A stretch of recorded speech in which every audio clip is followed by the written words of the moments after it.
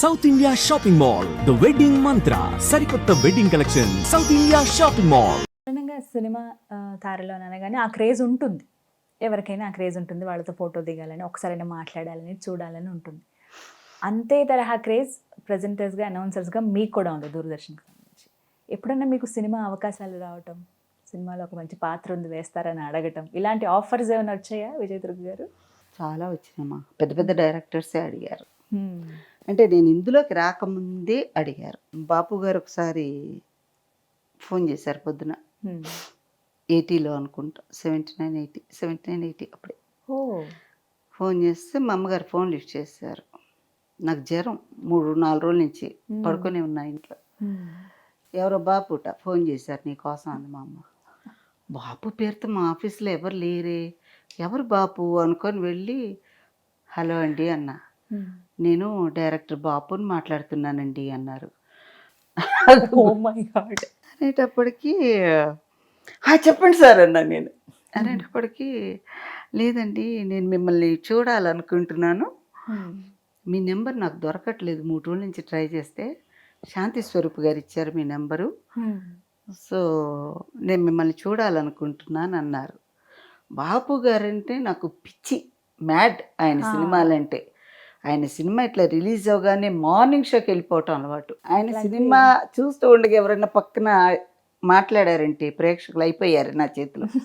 అంత కాన్సన్ట్రేట్ చేసి చూస్తూ ఉంటారు అన్నమాట. ఇట్లా బాపు గారి ప్రతి ఫ్రేమ్ ఎంత ఇదిగా తీస్తారండి ఆయన. గ్రేట్ డైరెక్టర్ అనగానే గబ్బ గబ్బ గబ్బ రెడీ అయిపోయాను. ఎక్కడికి అంత జ్వరం పెట్టుకొని అంది మా అమ్మ. నీకు తెలియదు, నువ్వు ఊరుకొని వెళ్తున్నానని చెప్పి ఎయిర్పోర్ట్కి వెళ్ళిపోయా. నేను ఎయిర్పోర్ట్లో ఉన్నాను, మీరు రండి అన్నారు ఆయన. వెంటనే బయటకు వచ్చాను, ఆటోలో ఎక్కాను, ఎయిర్పోర్ట్కి పోనీ అన్న. సినిమాలో హీరోయిన్ లాగా అనమాట. ఒక 10 బేగంపేటలో ఉండేది అమ్మ అప్పుడు ఎయిర్పోర్ట్, బేగంపేటలో ఉండేది.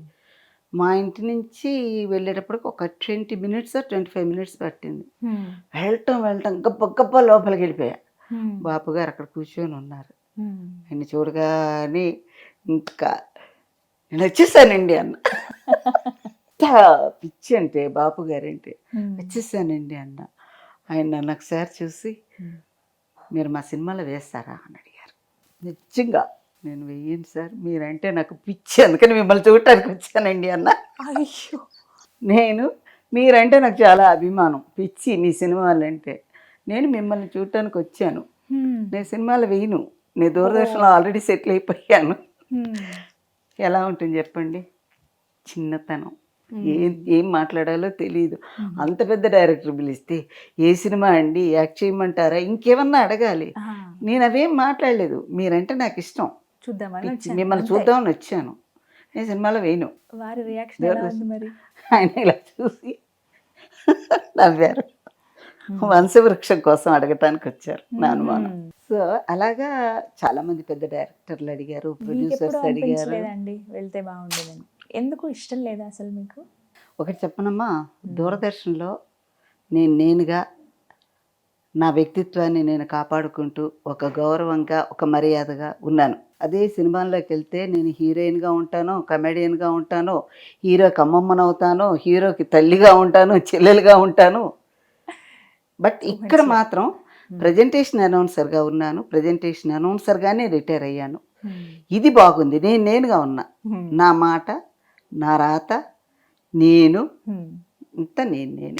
సో ఈ గౌరవం ఎవరికి దక్కదు, 100% దక్కదు. దూరదర్శన్ లో నేను ఉన్నందువల్ల నాకు దక్కిన మర్యాద కానీ గౌరవం కానీ ఎవరికి దక్కదు. నా వ్యక్తిత్వాన్ని నేను 80% అలా కాపాడుకుంటూ వచ్చాను.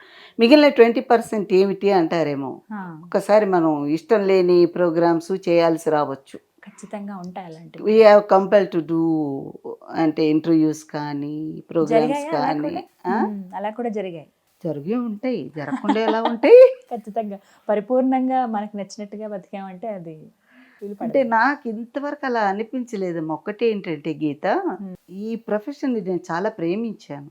చేరినప్పుడు తెలియదు ఈ ప్రొఫెషన్లో ఇంత గొప్ప ఇది ఉంటుందని.